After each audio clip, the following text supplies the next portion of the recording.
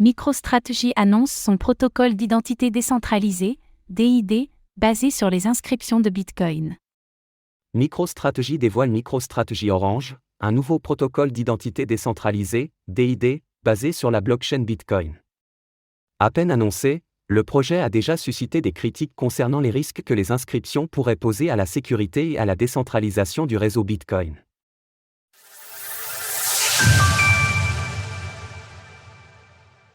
Une identité décentralisée inscrite sur Bitcoin. MicroStrategy, une entreprise états-unienne spécialisée dans la business intelligence, est aujourd'hui surtout reconnue pour son investissement important dans Bitcoin. Depuis plusieurs années, MicroStrategy est l'entreprise publique qui détient le plus de Bitcoin au monde, un total de 214 400 BTC, soit près de 13 milliards de dollars. Michael Saylor, son PDG, est célèbre pour ses prises de position très favorables à Bitcoin dans les médias traditionnels et pour ses opinions tranchées à l'égard des altcoins. Plus tôt cette semaine, il a annoncé l'acquisition supplémentaire de 7,8 millions de dollars de Bitcoin par MicroStrategy. L'entreprise a récemment introduit son nouveau projet, MicroStrategy Orange, un protocole d'identité décentralisé, DID, qui repose sur les inscriptions de la blockchain Bitcoin. L'entreprise a partagé une spécification préliminaire non officielle du projet, présentant les détails suivants. La méthode DID d'inscription Bitcoin, DID, BTC, utilise exclusivement la blockchain Bitcoin pour stocker et récupérer les informations des DID. Les UTXOs sur la blockchain sont utilisés pour contrôler les DIDs. L'inscription de données dans le witness des transactions permet une plus grande extensibilité et verbosité lors de la création de documents de DID, tout en réduisant les frais et l'espace de bloc consommé. En résumé, les DID de MicroStrategy Orange emploieront un mécanisme semblable aux protocoles Ordinal ou RUN.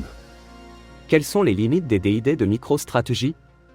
Bien que MicroStrategy n'ait pas encore publiquement communiqué sur ce nouveau projet, il a déjà suscité de nombreuses critiques, notamment de la part de Luc Daché. Ce dernier considère que les inscriptions sur la blockchain constituent une attaque directe contre le réseau Bitcoin.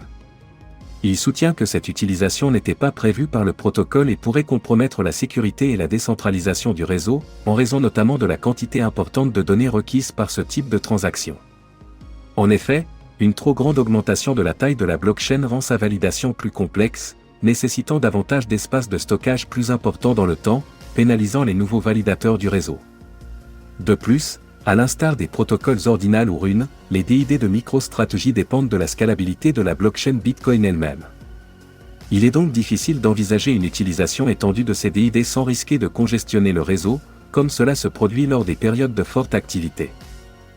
Depuis les premiers achats de BTC par MicroStrategy, la communauté a exprimé de nombreuses interrogations sur les motivations de l'entreprise.